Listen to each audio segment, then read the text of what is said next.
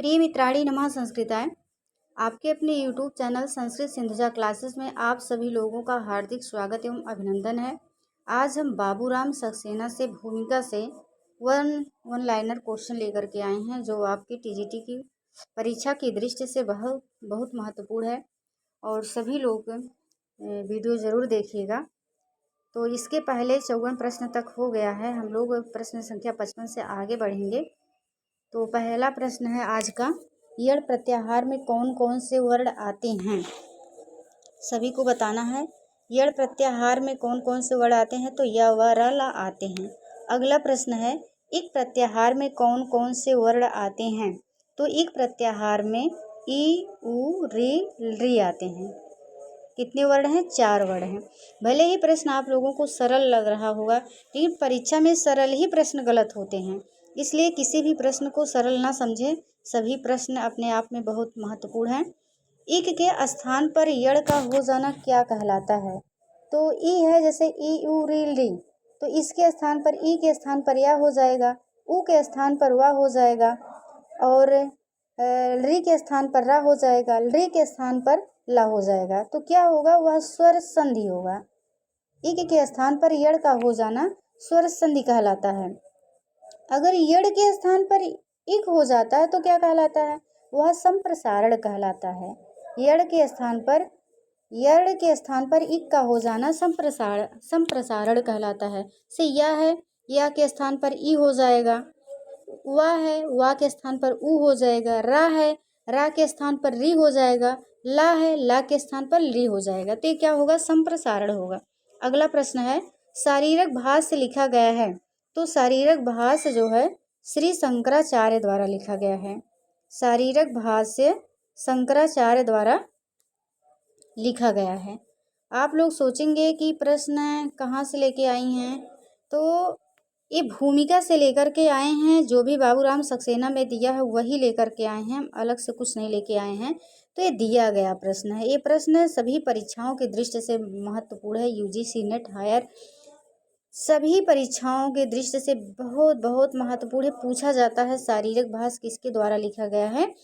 तो किसके द्वारा लिखा गया है? श्री शंकराचार्य द्वारा। क्योंकि बाबूराम सक्सेना में दिया हुआ है तो हो सकता है पूछा जा सके। कोई मतलब ये नहीं है कि यही प्रश्न पूछा जाएगा। बाबूराम सक्सेना बुक निर्धारित है आपके TGT के पाठ्यक्रम में, तो उसी से प्रश्न बनेंगे। हो सकता है भाई बन जाए, तो कुछ हम लोग ना छोड़ें। इसलिए बाबूराम सक्सेना में जितनी भी रचनाएं दी गई हैं, जो भी दिया गया, हम लोग कोशिश करेंगे उसको पढ़ने को। तो काशिका किसकी रचना है? जयादित्य और वामन की रचना है। काशिका का समय क्या है? तो काशिका का समय जो है 7वीं शताब्दी है। काशिका का समय क्या है? 7वीं शताब्दी है। काशिका का समय 7वीं शताब्दी है। अगला प्रश्न है, काशिका क्या है? तो काशिका अष्टाध्यायी पर एक सरल और सर्वांगीण वृत्त है, टीका है। जब कोई प्रारंभ में कोई ग्रंथ लिखते हैं विद्वान, तो बहुत क्लिष्ट भाषा उसकी रहती है, वह आम जन को पढ़ने की बस की बात नहीं रहती हो, तो कुछ विद्वान उस पर टीकाएं लिख देते हैं, उसको सरल करके, सरल भाषा में। तो अष्टाध्यायी को सरल भाषा में समझने के लिए उस पर काशिका टीका लिखी गई है, काशिका वृत्त है। और किसके द्वारा लिखी गई है काशिका? जयादित्य और वामन के द्वारा लिखी गई है। अगला प्रश्न है, जयादित्य का समय माना जाता है। तो जयादित्य का समय जो है वह 660 ईस्वी है। अगला प्रश्न है, जिनेंद्र बुद्धि द्वारा काशिका पर लिखी गई उप टीका का क्या नाम है? तो जो वैसे तो काशिका पर और भी उप टीकाएँ हैं, लेकिन इसमें पूछा जा रहा है जिनेंद्र बुद्धि द्वारा कौन सी टीका लिखी गई है? तो न्यास टीका है। जिनेंद्र बुद्धि द्वारा न्यास टीका लिखी गई है। अगला प्रश्न है, हरदत्त द्वारा काशिका पर लिखी गई उप टीका का क्या नाम है? जो हरदत्त द्वारा लिखी गई है वह पद्मंजरी है। हरदत्त द्वारा कौन सी टीका लिखी गई है? पद्मंजरी। इस प्रकार काशिका पर आपको कितनी उप टीकाएं मिली? 2 मिली। कौन कौन सी? न्यास और पद्मंजरी। न्यास जिनेंद्र बुद्ध की है और पद्मंजरी हरदत्त की है। अगला प्रश्न है, महाभास के टीकाकार माने जाते हैं? तो महाभास के टीकाकार बाबूराम सक्सेना के अनुसार भर्तृहरि माने जाते हैं। अगला प्रश्न है, वाक्य पदीयम किसकी रचना है? तो वाक्य पदीयम यह एक व्याकरण ग्रंथ है, भर्तृहरि जी का है। अगला प्रश्न है, वाक्य पदीयम किस में विभाजित है? तो वाक्य पदीयम जो है कांडों में विभाजित है। ये भी प्रश्न आपके हायर यूजीसी नेट के लिए बहुत महत्वपूर्ण है। वाक्य पदीयम किस में विभाजित है? तो कांडों में विभाजित है। अगला प्रश्न है, वाक्य पदीयम में कितने कांड हैं? तो वाक्य पदीयम में बाबूराम सक्सेना के अनुसार कांडों का नाम है आगम कांड, वाक्य कांड, प्रकीर्ण कांड। ये बाबूराम सक्सेना के अनुसार बता रहे हैं। कांडों का नाम में कुछ अंतर हो सकता। कांड तो 3 हैं, लेकिन नाम में और ग्रंथों में आपको परिवर्तन हो सकता है, क्योंकि एक एक कांड के कभी कभी 2 नाम होते हैं, तो इसलिए आपको परिवर्तन मिल सकता है। लेकिन बाबूराम सक्सेना के अनुसार आगम कांड, वाक्य कांड, प्रकीर्ण कांड। सभी लोग जान लीजिए, हो सकता है पूछा जा सके, कोई भरोसा नहीं। बार बार कह रहे हैं कि जितना भी बाबूराम सक्सेना में दिया सभी लोग पढ़ डालिए। भर्तृहरि के सिद्धांत का क्या नाम है? तो भर्तृहरि के सिद्धांत का नाम स्फोटवाद है तथा शब्द से ही संसार के विवर्तित होने का सिद्धांत का प्रतिपादन हुआ है। भर्तृहरि का सिद्धांत क्या है? स्फोटवाद है तथा शब्द से ही संसार के विवर्तित होने का सिद्धांत प्रतिपादन है वाक्पदीयम में। अगला प्रश्न है, चीनी यात्री इतसिंह के अनुसार भर्तृहरि की मृत्यु कब हुई थी? तो चीनी यात्री इतसिंह के अनुसार भर्तृहरि की मृत्यु कब हुई थी? 650 ईस्वी में हुई थी। चीनी यात्री इतसिंह के अनुसार भर्तृहरि की मृत्यु 650 ईस्वी में हुई थी। अगला प्रश्न है, प्रतीप नामक टीका किस ग्रंथ पर लिखी गई है? तो प्रतीप नामक जो टीका है वह महाभास पर लिखी गई है। प्रतीप नामक टीका महाभास पर लिखी गई है। प्रतीप नामक ग्रंथ किसके द्वारा लिखा गया है? तो जो प्रतीप नामक ग्रंथ है वह काश्मीरी पंडित कैयट के द्वारा लिखी गई है। कहा जाता है कैयट मम्मट के भाई थे। इनको कैयट को मम्मट का भाई माना जाता है। प्रतीप नामक ग्रंथ का रचना काल माना जाता है। तो जो प्रतीप का रचना काल है वह 1100 ईस्वी के आसपास है। अगला प्रश्न है, सन 1350 ईस्वी में विमल सरस्वती द्वारा लिखी गई पुस्तक का क्या नाम है? सन 1350 ईस्वी में विमल सरस्वती द्वारा लिखी गई पुस्तक का क्या नाम है? तो रूपमाला है। रूपमाला किसकी रचना है? विमल सरस्वती की है। रूपमाला किसकी है? तो विमल सरस्वती की है। महाभास किसका है? पतंजल का है। वाक्पदीयम किसका है? भर्तृहरि का। अगला प्रश्न है, 15वीं शताब्दी में रामचंद्र द्वारा लिखा गया ग्रंथ है। तो रामचंद्र द्वारा लिखा गया ग्रंथ क्या है? प्रक्रिया कौमुदी है। प्रक्रिया कौमुदी किसके द्वारा लिखा गया है? रामचंद्र द्वारा लिखा गया। कब लिखा गया है? तो 15वीं शताब्दी में। अगला प्रश्न है, लगभग 1930 ईस्वी में प्रख्यात विद्वान भट्टोज दीक्षित द्वारा सिद्धांत कौमुदी की रचना की गई। लगभग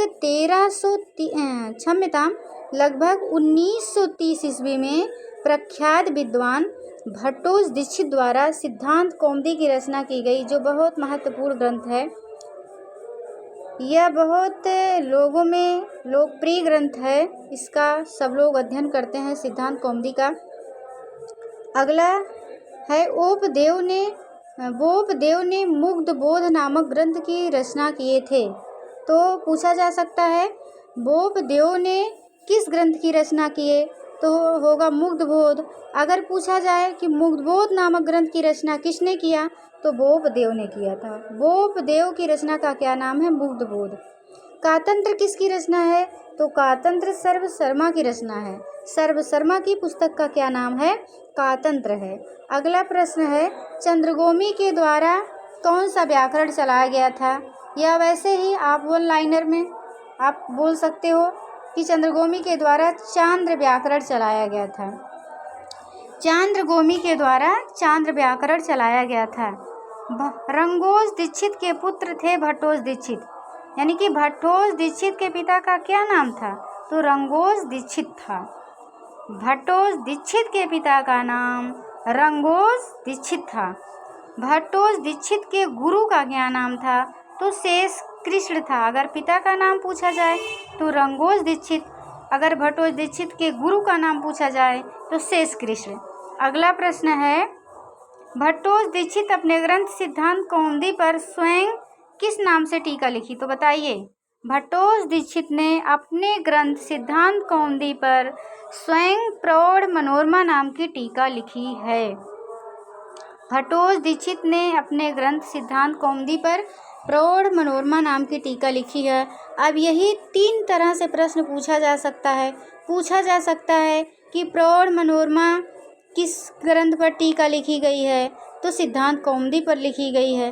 प्रौढ़ मनोरमा किसकी रचना है? भट्टोज दीक्षित की है। या भट्टोज दीक्षित ने स्वयं अपनी सिद्धांत कौमुदी पर कौन सी टीका लिखी थी? तो प्रौढ़ मनोरमा नामक टीका लिखी थी। अगला प्रश्न है,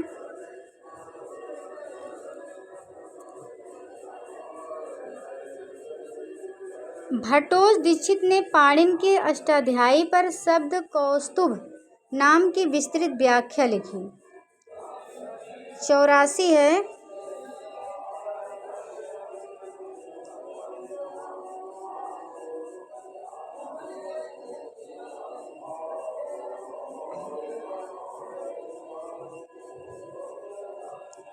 चौरासी पे आइए आप लोग। भट्टोज दीक्षित ने पाणिनि के अष्टाध्यायी पर शब्द कौस्तुभ नाम की विस्तृत व्याख्या लिखी है। पाणिनि के अष्टाध्यायी पर जो है शब्द कौस्तुभ नामक ग्रंथ लिखे हैं, ये भी एक टीका ही है। तो किसने लिखा है? भट्टोज दीक्षित ने लिखा है। किस पर लिखा है? पाणिनि के अष्टाध्यायी पर लिखा है। अगला है, वैयाकरण भूषण रचना है। तो वैयाकरण भूषण रचना कोंड भट्ट की है, जो भट्टोज दीक्षित के भतीजे थे। जो कोंड भट्ट थे वह भट्टोज दीक्षित के भतीजे थे। वैयाकरण भूषण किसकी रचना है? कोंड भट्ट की है। अगला प्रश्न है, भट्टोज दीक्षित के गुरु भाई का क्या नाम था? तो भट्टोज दीक्षित के गुरु भाई का नाम पंडित राज जगन्नाथ था। भट्टोज दीक्षित के गुरु भाई पंडित राज जगन्नाथ ने प्रौढ़ मनोरमा पर मनोरमा कुच मर्दनी नामक आलोचनात्मक टीका लिखी है। प्रौढ़ मनोरमा नाम की जो टीका है, पहले भी बता चुके हैं कि भट्टोज दीक्षित ने अपने ग्रंथ सिद्धांत कौमुदी पर स्वयं टीका लिखी थी। और कहा जाता है इनके गुरु भाई पंडित राज जगन्नाथ थे, चचेरे गुरु भाई माने जाते हैं। तो ये एक लवंगी से प्रेम करते थे, तो जिसका ये विरोध करते थे। भट्टोज दीक्षित जो है उसका बहुत विरोध किए, तो ये उसी से खिन्न होकर के इन्होंने इनकी प्रौढ़ मनोरमा पर उसको आक्रांत करने के लिए, यानी कि उससे भी हम अच्छी रचना लिखें, उससे भी प्रसिद्ध हो जाए मेरी रचना, उस भावना से इन्होंने मनोरमा कुच मर्दनी नामक आलोचनात्मक टीका लिखी। आप लोग नाम से ही समझ जाएंगे कि किस भावना से लिखे थे। नाम ही इन्होंने इसका क्या रखा? मनोरमा कुच मर्दनी। नागेश भट्ट ने अन्य ग्रंथों के अतिरिक्त केवल व्याकरण शास्त्र में 1 दर्जन के लगभग टीका ग्रंथों एवं स्वतंत्र ग्रंथों का प्रणयन किया है। नागेश भट्ट बहुत प्रसिद्ध व्याकरण थे। इन्होंने व्याकरण के अलावा ये और क्षेत्र में भी लिखे हैं, धर्मशास्त्र हुआ, दर्शन हुआ, और क्षेत्रों में अपनी लेखनी चलाई है। लेकिन उसके अलावा इन्होंने केवल व्याकरण शास्त्र में 1 दर्जन के लगभग टीकाएं लिखी हैं। नागेश भट्ट द्वारा शब्द रत्न नामक टीका प्रौढ़ मनोरमा पर लिखी गई है। नागेश भट्ट द्वारा शब्द रत्न नामक टीका प्रौढ़ मनोरमा पर लिखी गई है। प्रौढ़ मनोरमा किसकी रचना है? भट्टोज दीक्षित की रचना है। किस पर लिखी गई टीका है? सिद्धांत कौमुदी पर लिखी गई टीका है।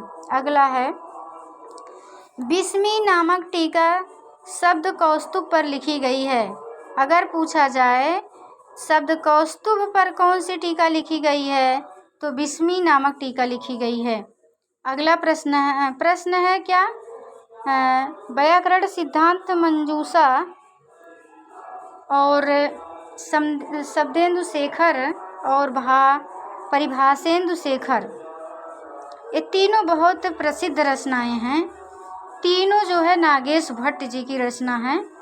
नागेश भट्ट जी की रचना क्या क्या है जो आपके बाबूराम सक्सेना में दिया गया है? व्याकरण सिद्धांत मंजूषा, शब्देन्दु शेखर, परिभाषेन्दु शेखर, ये तीनों जो है आपके बाबूराम सक्सेना में दिया हुआ है। किसकी है? तो नागेश भट्ट की है। अगला है नव्य न्याय गंगेश उपाध्याय द्वारा प्रवर्तित किया गया था। जो नव्य न्याय है वह नागेश उपाध्याय द्वारा प्रवर्तित किया गया था। नागेश भट्ट ने नव्य न्याय की प्रतिपादन शैली में गंभीर और सूक्ष्म विचार प्रकट किए। तो इसीलिए प्रश्न बनता है कि नागेश भट्ट का संबंध किससे था? तो इनका संबंध नव्य न्याय से था। ये पूछता है प्रश्न, नागेश भट्ट का संबंध किससे था? तो नागेश भट्ट का संबंध नव्य न्याय से था। अगला प्रश्न है वरदराजाचार्य। वरदराजाचार्य की कौन कौन सी रचनाएं हैं जो आपके बाबूराम सक्सेना में भूमिका में दिया हुआ है? लघु सिद्धांत कौमुदी है, मध्य सिद्धांत कौमुदी है। लघु सिद्धांत कौमुदी तो सभी लोग जानते हैं वरदराजाचार्य की है। हो सकता है बहुत लोग जानते भी होंगे मध्य सिद्धांत कौमुदी भी वरदराजाचार्य की है, लेकिन ये पूछने का ज़्यादा संभावना बन रहा है क्योंकि ये लघु सिद्धांत कौमुदी पाठ्यक्रम में निर्धारित है, एलटी के है, पीजीटी में है और यूजीसी नेट में है, तो सभी लोग पढ़ते हैं। मध्य सिद्धांत कौमुदी कम पढ़ते हैं, इसलिए तो थोड़ा क्लिष्ट लगेगा, लेकिन अब आप लोग पढ़ ले रहे हैं, आप लोगों को क्लिष्ट नहीं लगेगा। लघु सिद्धांत कौमुदी और मध्य सिद्धांत कौमुदी दोनों रचनाएं किसकी है? वरदराजाचार्य की। लघु सिद्धांत कौमुदी और मध्य सिद्धांत कौमुदी जो है दोनों वरदराजाचार्य जी की रचनाएं हैं। अगला प्रश्न है 470 ईस्वी के लगभग बौद्ध पंडित चंद्रगोमी ने बौद्धों के लिए चांद्र व्याकरण बनाया। चांद्र व्याकरण किसके लिए बनाया गया था? तो बौद्धों के लिए बनाया गया था। चांद्र व्याकरण किससे संबंधित था? बौद्धों से संबंधित था। चांद्र व्याकरण में लगभग 3100 सूत्र मिलते हैं। चांद्र व्याकरण में कितने सूत्र मिलते हैं? लगभग 3100 सूत्र। सर्व शर्मा ने कातंत्र व्याकरण की रचना संभवतः ईसा की पहली शताब्दी में की थी। अब प्रश्न बनेगा यहाँ से, कातंत्र किसकी रचना है? तो कातंत्र किसकी रचना है? सर्व शर्मा की है। कातंत्र का रचना काल क्या माना जाता है? तो ईसा की पहली शताब्दी माना जाता है। अब कुछ लेकर के आए हैं, रचना है, रचनाकार है, समय है। जो बाबूराम सक्सेना में जितना दिया हुआ है उतना ही है, उससे अतिरिक्त नहीं है कुछ। तो देखते हैं रचनाकार, रचना और उनका समय। सर्व शर्मा, इनकी रचना का नाम कातंत्र है जो व्याकरण ग्रंथ है और संभवतः ईसा की प्रथम शताब्दी में जो है लिखा गया था। अगला है जैनेन्द्र व्याकरण, तो 6ठी शताब्दी में इसका रचना काल माना जाता है, 6ठी शताब्दी। और इसके बाबूराम सक्सेना में इसके रचयिता का नाम नहीं दिया है, तो जितना दिया है उतना लेकर के आए हैं हम। तो जैनेन्द्र व्याकरण का काल क्या माना जाता है? 6ठी शताब्दी। अगला है शाक्टायन। आप लोग शाक्टायन का नाम सुने होंगे। पाणिनि ने बार बार शाक्टायन का जिक्र किए हैं, कई सूत्रों में किए हैं। साकल्य का नाम लिए हैं पाणिनि, शाक्टायन का नाम लिए हैं। इसके पहले वीडियो में ही आप लोगों को बताए थे कि पाणिनि के अष्टाध्यायी में किन किन व्याकरणों का नाम आता है, तो आप लोग देख सकते हैं पिछला वीडियो। शाक्टायन का शब्दानुशासन मिलता है जिसका समय जो है 8वीं शताब्दी माना जाता है। शाक्टायन शब्दानुशासन 8वीं शताब्दी माना जाता है।